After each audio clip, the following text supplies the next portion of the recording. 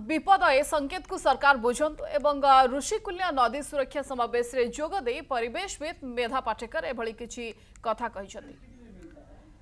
ऋषिकुल्या मुहाण निकट पालीबंध ठारे आयोजित होइछि ऋषिकुल्या नदी सुरक्षा समावेश। ऋषिकुल्या आम जीवन रेखा किछि वर्ष हैला नदी बाली व्यापक चोरा चालान जोगु नदीर जल धारण क्षमता कमिलानी, तेणु भूतल मधुर जल सुखी जाउछि। नदी रे जल प्रवाह मध्य कमी कमी जाउथबारु समुद्रर लुणी पानी नदी भितरकु माटी तळे माडी होई आसुछि।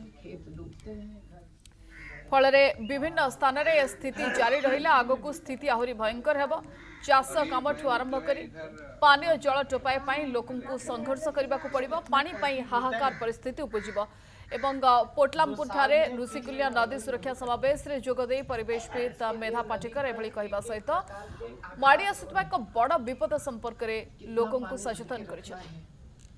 इसके नीचे के मछुआरों के नाव जाल बह जाते हैं, खेत डूबते हैं। मेधा पाटेकर के सहित अधिक आलोचना करिसथि प्रतिनिधि अनुस्तास।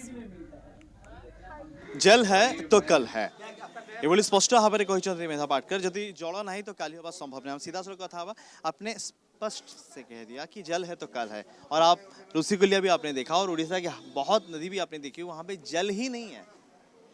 बिल्कुल, तो यही तो हम कह रहे हैं, जल क्यों खत्म हो रहा है, नदियाँ अविरल क्यों नहीं बह रही है। एक तो बड़े बड़े बांध बनाते हैं और फिर अपस्ट्रीम और डाउनस्ट्रीम कैचमेंट और कमांड, इसमें विभाजन होता है। दूसरा कि कैचमेंट में जो जल के प्राकृतिक प्रवाह है उस पर आघात होता है, आक्रमण अतिक्रमण होता है, तो नदियों में बहता पानी बर्बाद होता है। अवैध रेत खनन जैसे जो कार्य चलते हैं उससे भी नदियों का सब सरफेस जल चक्र खत्म होता है। इसके ऊपर 27 फरवरी 2012 का सुप्रीम कोर्ट का फैसला आप पढ़ें, आप 2013 के एनजीटी दिल्ली के फैसले पढ़ेंगे तो आपको समझेगा कि अवैध सैंड माइनिंग नदियों को बर्बाद कर रहा है। यहाँ पे तो बढ़ता जा रहा है। बिल्कुल, सब जगह, नर्मदा में भी है। मैंने केस लड़ी, हमारे हाथ में स्टे ऑर्डर्स है, फिर भी माफिया हमारे पर हमला करने आते हैं, हमको परेशान करते हैं, पर खुद रोकते नहीं हैं। कहते हैं खुले आम के हमको ऊपर का आशीर्वाद है, तो यही सब हो रहा है। आशीर्वाद सरकार की है, हाँ, सत्ताधीशों की है। तो यहाँ भी सत्ताधीशों की वही होगी। जैसे नर्मदा में जो हाल है, ऋषिकुल्या में वही हाल है, महानदी में वही हाल है। कोई भी पार्टी जहाँ भी सत्ता में है हमको खड़े रहना ही पड़ता है। कुछ ना कुछ अवैध होता है, कुछ ना कुछ अवैज्ञानिक होता है, कुछ ना कुछ कानून के पालन के बिना आगे बढ़ाते हैं और उससे विनाश, विस्थापन और विषमता बढ़ती है। आप उड़ीसा आएंगी फिर या रायगढ़ जिला फिर जाएंगी? क्योंकि दो महीने के तो बंद है, फिर शायद 2 महीने के बाद आएंगे। अरे देखेंगे, हम भी देखेंगे। उस दिन जो हुआ जो हाल हुआ, करीबन 25 से ज्यादा लोगों को बैन कर दिया है रायगढ़ के। वो वहाँ के लोग को भी बैन किया गया। वो अजनतांत्रिक है। अगर रायगढ़ जिले के लोगों को आप रायगढ़ से बाहर करते हैं तो वो जिला बदल का मुद्दा है। अगर जिला बदल करना है तो आपको नोटिस देनी पड़ती है, सुनवाई होनी पड़ती है। ये सबके बिना इस प्रकार का नोटिफिकेशन निकाला गया। सरकार से बात करेंगे कहा कि वहाँ लॉ एंड ऑर्डर प्रॉब्लम खड़ा हो।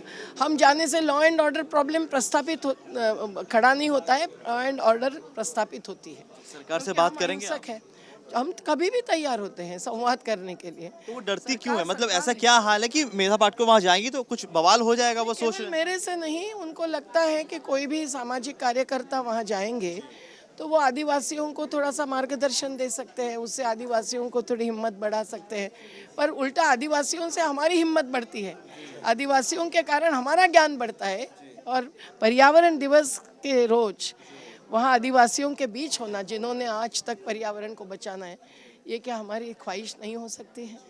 जी, बहुत बहुत शुक्रिया। आम सहित मेधा पाटकर थे। स्पष्ट भाव में सी कहते कि सरकार हूँ बा सत्ता हूँ जो मैंने भी से चाहूना कि एभली आंदोलन हो से अंचल आदिवासी कौन से न्याय बा सुरक्षा पातु से अधिकार पातु हो, तो सरकार चाहूना किंतु ये आंदोलन एमती जारी रहिबो। से नदीर पानी कथा हो बा बेन भाव में बाली खनन हो बा सरकार जो भली नीति नौ विरोध आंदोलन चलो बोली स्पष्ट भाव में कहते। भुवनेश्वर वीडियो जर्नलिस्ट दीनबंधु अनुज दास, कनक न्यूज।